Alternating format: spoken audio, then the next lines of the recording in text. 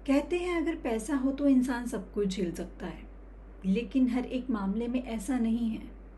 एक वक्त एक शख्स के पास पैसा आया, किस्मत चमकी, पावर आई, लड़कियां आई, लेकिन एक वक्त ऐसा भी आया जब उसे जेल का सफ़र भी तय करना पड़ा। So welcome back to my channel. I hope आप सब लोग ठीक होंगे। आज हम जिस शख्स के बारे में बात कर रहे हैं उनका नाम है गोपाल कांडा। जी हाँ, आज हम गोपाल कांडा की पूरी कहानी के बारे में जानेंगे।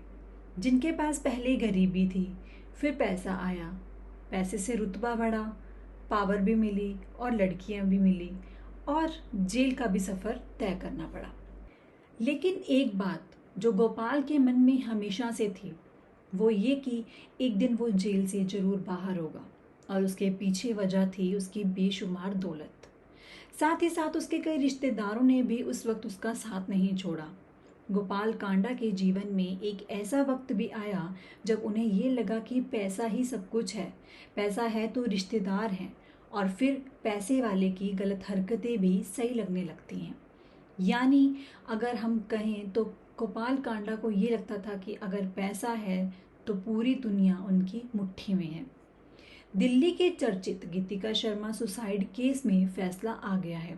गोपाल कांडा को बरी कर दिया गया है। वो राहत की सांस जरूर ले रहे होंगे, लेकिन गोपाल कांडा ने अपनी उम्र में गरीबी, पैसा, रुतबा, पावर, लड़कियां और जेल सब कुछ देख लिया।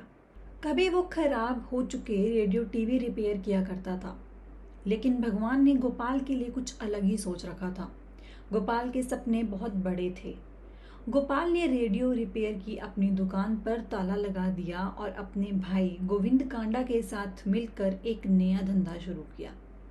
गोपाल ने भाई गोविंद के साथ जूते और चप्पल की दुकान खोल ली। धीरे धीरे गोपाल ने जूते बनाने की फैक्ट्री भी शुरू कर दी। गोपाल को विरासत में थोड़ा रुतबा और थोड़ा पैसा मिला था, क्योंकि उनके पिताजी वकील थे और बिजनेस भी ठीक ठाक था। पिताजी ने बचत भी खूब कर रखी थी, लेकिन गोपाल के सपने बहुत ऊंचे थे। उसे लगा या तो मेहनत करके तरक्की हासिल कर ली जाए, वरना मेहनत के साथ साथ अगर जी हजूरी का गुण आ गया तो इसका फ़ायदा मिल सकता है। लिहाजा उसने वैसा ही किया। उसने नेताओं और अफसरों से रिश्ते बनाना शुरू किए, उन्हें खुश किया, उनकी लाइजनिंग शुरू की ताकि वो उनसे फ़ायदा उठा सके। इसी दौरान भारतीय प्रशासनिक सेवा के एक अफसर की सिरसा में पोस्टिंग हुई। वो कांडा के रिश्तेदार थे।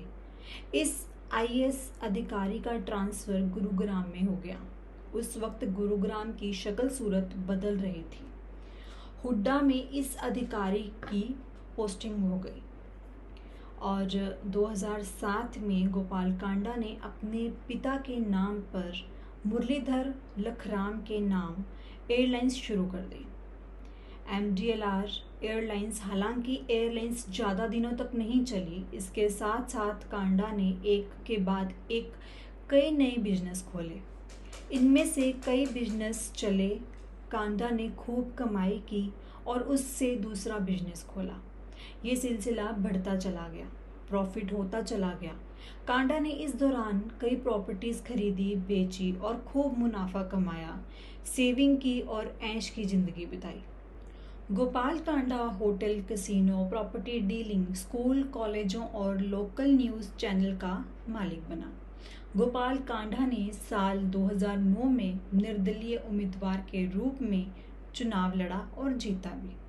गोपाल कांडा तब भूपेंद्र सिंह हुड्डा के साथ मिल गए और उनको हुड्डा सरकार में गृह राज्य मंत्री बनाया गया। दरअसल गीता शर्मा एयरलाइंस कंपनी में काम करने के लिए आई थी। गीतिका को साल 2006 में कांडा की कंपनी ट्रेनिंग कैबिन क्रू के रूप में नियुक्ति मिली और 6 महीने बाद ही एयर होस्टर बना दिया गया। धीरे धीरे कांडा और गीतिका के बीच नज़दीकियां बढ़ने लगीं। वो उसकी हर संभव मदद करने लगे। ऐसा कहा जाता है कि कांडा ने गीतिका को कई गिफ्ट्स भी दिए, जिनमें महंगी कारें भी शामिल थी। लेकिन एक वक्त ऐसा भी आया जब गीतिका कांडा के बीच दूरियां शुरू हो गई। ईगो बीच में आ गई। कहा जाता है कि गीतिका को कंपनी की तरफ से परेशान करना शुरू कर दिया गया।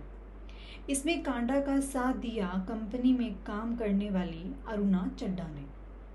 पूरे लाव लश्कर के साथ रहने वाले गोपाल कांडा की जिंदगी में सबसे बड़ा झटका उस वक्त लगा जब गीतिका शर्मा ने 2012 में दिल्ली के अशोक विहार इलाके में खुदकुशी कर ली। साल 2012 की ये घटना थी।